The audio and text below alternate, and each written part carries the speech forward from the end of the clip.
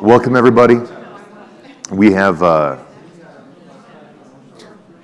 when I was asked to speak about cybersecurity and mobile phones, it's quite a challenge. I've been in the payments industry for over a decade. I've tested terminals for point-to-point encryption. I've evaluated key injection facilities. I've tested mobile applications, dissecting the code. And so I want to impart some concepts that I think are really important for everybody in this room, because all of you have heard talk after talk about the innovation in payments, making it seamless, making it simple, making it engaging, and all of those things are very real. Those are the future we're all looking at. But how do you stop these things from being hacked? How do you stop your company from being in the news? We are not going to look at all of my slides because I will win the worst slide award. But when we're talking about payments, this is everything with your phone. This is when you type in that card. This is when you walk up to the counter and you tap it. This is the apps in your phone that already have a token for your payment data. So for each of these, there's unique challenges. Some of these are more inherently secure than others. So throughout any of this, if you have no idea what I'm talking about, shout out a question. I want to hear it. If you have a consideration, you have like a burning question, you don't have to wait till the end, just shout it out. So to understand how much this is growing, because this is, I think enough of us are old enough that we had to, like, we were tapping the one key to get the next letter over, and now you can just talk to your phone and it's going to send a text message to somebody. And that is crazy, but it's also beautiful. Similarly, the number of payments that are being taken on phones is only going to increase. So this is the general data flow. Please pardon the size of the font. This is generalized. This is not everyone. So when we think about what goes into the phone, right? You go to a shop, you put in some information. This is what I want to buy. This is what I'm selecting. Here's my information. Here's my address. Here's my card. If you've got a token on that phone, it's going to prompt, say, hey, do you want to pay with Google Pay, PayPal, Alipay, fill in the blank. Pretty simple so far. That's going to go to an API, and that API is the endpoint, which is going to take that request. It's going to parse it out. Who are you? What do you want? Where do you live? What am I giving you? How am I resolving payment? And then it goes on to the next channel, which is going to do the same thing. What do I need? Because each organization has their own needs. You know, they need to have that information to know what you want, who you are, and then how they're going to get it to you. So each time these operations occur, you know, we look at these arrows, and it's really easy to think that when that arrow hands something off, you actually handed it and it's no longer with you. But that's not the way computers work. So we have all of these little cool icons which identify some potential things. Again, this is not a comprehensive lesson. This is kind of like a crash course in mobile app security. So something you're going to see on repeat throughout here is the inadvertent retention or exposure of data. In a career with forensics, you'll see that people unintentionally and without any knowledge are storing elements that they don't want to have exposed. So, have any of you ever done a packet capture or seen a packet capture? It's okay if none of you raise your hands. It's not really thrilling unless you're like in this field, but computers are really chatty. On a network, it's like, hey, I'm Sully, who are you? Hey, I'm Sully, who are you? And this goes on over and over again. Similarly, every time you are contacting a website, an API, a transaction log happens. Now this is needed, right? This is because that transaction log has all of the elements of what you need, right? Puts it into a nice string format. That thing takes it, and again, it's going to parse it. I need this over here. I need this over here. And then it handles that data appropriately. The concern is when you have data that gets written to a log that you didn't know about. And then that log just sits in a giant database waiting for some developer to look at it and say, hey, that shouldn't be there. And then they have to go back and figure out why. Then somebody makes an update to a website, makes an update to an API, update to the framework, and they have that problem again. So if we're just talking about the phone, happens all the time. Similarly, data exposed in the memory of the phone. This is everything, right? When we talk about volatile memory, okay, so if I were to walk up to you, young lady, and I were to say, what did you buy at the grocery store last year this week? You'd have no idea, right? Who does? Who remembers that? But if I said, what did you buy at the grocery store the last time you were there? You'd remember. Because that's like your short-term memory, the things that you need to know now. Think of volatile memory like that. These are the ongoing, immediate things that your brain needs to do to make it happen. Whereas if I say, hey, what car did you own in 2015? You're going to remember that. So it's long-term storage. So in volatile memory, the things that are going on are all of the operations that your phone, the API, the bank, everything in this is thinking about in order to process that data. So any exposure of that, which can happen with any administrative credentials, is normal, but it is a concern we need to think about. And then we move on to the insecure transmission of cardholder data. So things are talking, right? All of those channels can be and should be encrypted. All of those channels can be and should be using strong encryption. That's not always the case. Sometimes it is a problem of the customer, right? They have a iPhone 4, right? They've got this old thing and it doesn't want to work with something new. Or you've got Windows XP, right? You've got your grandparent who's just like, I locked this laptop and I'm not getting rid of it. And sure, that's great, but it can't support the newest encryption. So what are you going to do about that? And then handing on, now when we get to the processing, right, where we look at the web server API or the payment gateway, these are companies. And there's no reason why we should see insecure or poor communications between any of these. Every framework supports strong encryption and protocols. Now, we don't have to get into all of the nitty-gritty of that unless you want to. Talk to me afterwards. But these things should be built in. And we should not be passing things in the clear. So when a bank says, hey, I want to do FTP with you, file transfer protocol, they want a bunch of files, you want to give it to them, don't do that over clear text. I say that and you're like, oh, that seems pretty basic, Sully. It's true, it is, but it still happens, and that's a problem. So in these scenarios, you get a man-in-the-middle attack. Man-in-the-middle attack is where you have somebody who slides in between your communication, and they're just going to hand it off. And I'm just sitting in the middle, and I'm going to read everything going on between these two endpoints, which may seem like, well, that sounds like it should be pretty easy to address. Sometimes it is. Sometimes it's not, depending on how you're setting it up. But it is dangerous, and that is a very real attack vector. The struggle in that scenario is that the card holder and the acquiring bank or the issuer may not even know that it's happening. So in that scenario, they're still getting their goods and service, right? Bank is still like, oh yeah, you are who you say you are. We're good. I trust you. But downside of it is that that person has that card information, or maybe your authentication credentials. So later on, now they can be the card holder, because now they can just impersonate you and get their own thing.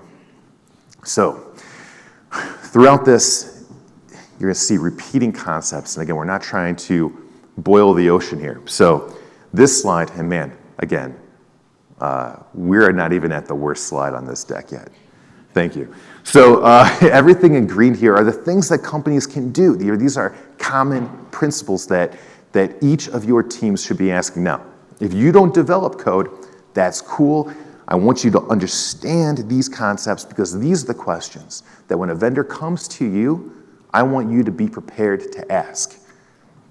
We're going to go through this really quick because I don't have enough time. So all software should be tested by somebody before they deploy it. If someone sold you a car, right, and it shows up, you already know that that car went through some really rigorous testing.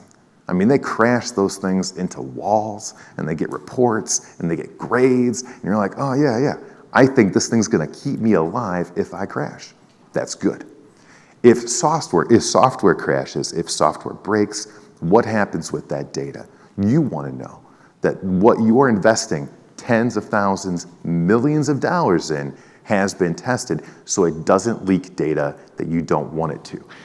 And so you've got all of these things which come to data management, memory management, mutual authentication between endpoints. Instead of being like, I'm an API, send me your data, which is open, right? That can be great. There's ways for me to be like, I expect you to contact me, and you expect to contact me. We can trust each other. In which case, now whenever this gentleman sends me information, I trust him, he trusts me, and that is going to remove things like a man-in-the-middle attack, which is great. Know your endpoints. So these are some of the standards that, by the way, I'm a standards guy, right? Everything I see, I think of like, what control can go over there? So we talk about things like MPOC, which is an acronym within an acronym, so we're not even going to talk about that, but that's mobile payments.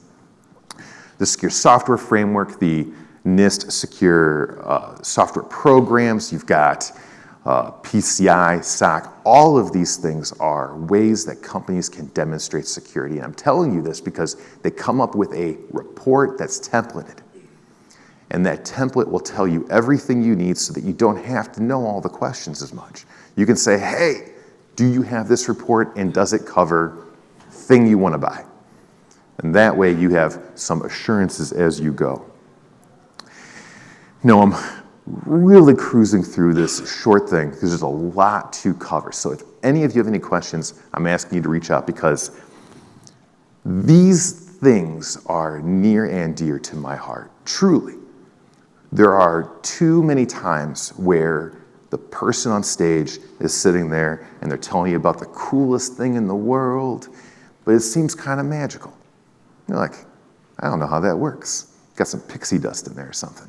And that shouldn't be the case. We need to understand what's going on here because our companies, our future, the way that we trust each other is dependent upon that understanding. So remove that need for mystery. Remove it because it doesn't need to be there. The way that a house is built is known. The way that a car is built is known. The way that a doctor is prescribing medications to you is known. What those medications do inside your body is known.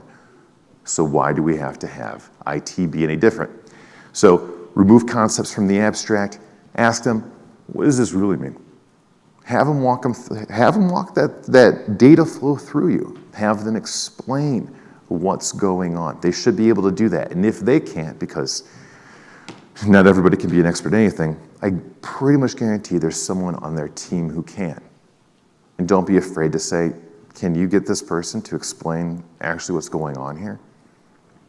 If I'm going to be giving you $50,000 of my money, I want to know how you're authenticating to each other. And a tangible path to success. As a consultant, right, we do not have hands on keyboard, but we do need to provide a path for customers to overcome a hurdle. They have logging inefficiencies, right? You're not logging all the things you need to. What does that mean? You get alerts from 10,000 systems a day. That's a lot. That's like crazy amounts of logs. So how do you know when something actually goes wrong? How do you know what to do when something actually goes wrong? And your consultant, your assessor, your staff should be able to paint that picture. We should know when people are logging on incorrectly. We should know when people get locked out. We should know when people are spamming us. We should know when people are going through our network to say, what do you do and what do you share? Because as a pen tester, that's exactly what we do. We sit on your network and we just go, and I kick off a set of scripts every time, which is going to say all of your names, all of your computers, all of your logins, and every one of your systems' network shares. And then I'm going to be like, you are the one most likely to be vulnerable, and then I'm going to start attacking that endpoint. And that's the way all attackers work. They're going to look at the lowest hanging fruit, and they're going to go for the fastest attack point possible. So when you see those, 5 minutes, guys, all right. When you see those, you need to know how to address them, and your consultants, your employees need to provide a path to success. And because you're making decisions, understanding that for almost everything I'm saying, there are staff and tools available to help you on that journey. So at this conference, here's what I wrote this yesterday because there's some things I really want everyone to know. We're kind of shifting away from mobile to things that do impact mobile. Not all tokens are the same. Everyone's talking about tokenization. So when you have tokenization, let's say you're a merchant, I want a token for a customer. So my colleague here is a customer of mine. I want to be able to keep charging Nisha to say, you owe me money, but I don't want to store her card. So I get a token from the bank, my bank, that's unique to her and me. I'm the merchant in this scenario, which means that if this token gets stolen, it's useless for anybody else because the payment is going to charge Nisha, but the money is going to resolve to me by proxy of my bank. All right, makes sense. There's tokens that are unique to your phone that you own. It's stored on that phone. It's sitting there all the time. So if anybody tries to take that, it's going to be like, are you coming from that phone? No? Okay. So then they would need your phone to join that token in order for it to work. Everyone with me so far? So these are like things that make sense. There's also tokens that they're like, oh, hey, I'm going to take this card wherever you use it, and I'm going to accept it. And that's called a high-value token or a low-value token because that token, if stolen, could be used by anybody else. So when you're talking with people about tokenization, understand what kind of token it is and if it can be spoofed, used elsewhere. Then when you're talking to these people, these companies, have you gone through any kind of assessment, third party? No one's going to look at you and be like, yeah, my stuff's not so safe. Never tested it. So how have they tested it? What are they doing? You want them to be as protective of your data as you are because you're the one beholden to your customers. You're the one who are going to be on the hook for part of that issue because even if you're able to point all of the fingers at a third party, you're still having to deal with that mess. Because if any of you have ever had your identity stolen, you're the victim, but you're the one cleaning it up. And that's awful. So throughout all of this, I implore you to find an organization or a staff member that you trust. And this is really what we come down to. In a mobile data flow, it's about trust. You want to know that the mobile phone to the API to the bank are trading that data in a trusted manner so that the endpoints make sense, so that the data makes sense, and that along that way, you're trusting those organizations to delete the data when they don't need it, to handle that data securely. Similarly, you need someone, when you're talking through these things, to say, hey, I'm thinking about doing this thing. I'm thinking about spinning up this service. I'm thinking about buying this app. I'm thinking about merging with this company. And you need to have someone you trust to ask questions. What should I be looking at? Even something as vague as that. When we work with companies, we want our customers to trust us. And trust is only going to come with time and reputation. But you need to find someone to talk to because to not have someone ask questions means you're going to be making decisions in the wild. And I would hate for any of you to spend money and time investing in a service that ended up not working in your favor. So, as my closing remarks, please bear with me. My name is Sully Perella. I've been an assessor for over a decade. If you have questions, I welcome you to ask me, even if we never do business together. That's okay. I want you to ask questions because security should not be any kind of mystery. Thank you very much. Thanks, Sully.